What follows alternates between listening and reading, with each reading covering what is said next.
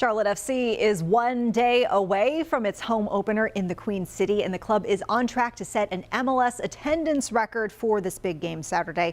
Our Ashley Strohline speaking one-on-one with MLS Commissioner Don Garber about what to expect this inaugural season.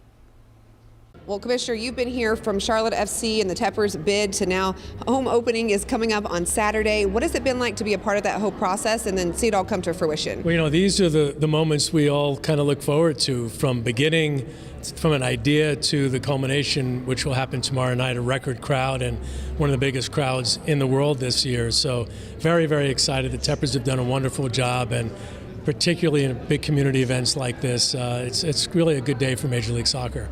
And you mentioned that crowd setting a record in MLS attendance in a regular season game for their home opener. To see the fans embrace Charlotte FC already and to have that much excitement in the city, what does that mean for MLS?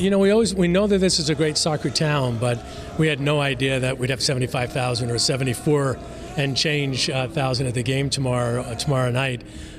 David was pretty confident that this would really, this team would be embraced, and that this community would come out for the club, and they're certainly showing that tomorrow night.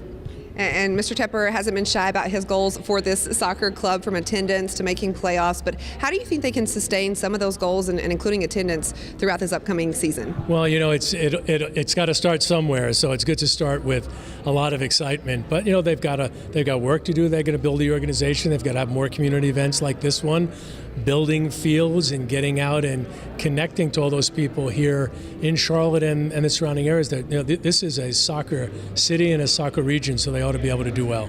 And you just mentioned community efforts. Being here today and seeing how they've already been so involved in the community even before their first game, what does that mean to see a team understand how they need to embrace the community and also spread the message of soccer? Well, the best sports teams are not just putting great games on game day.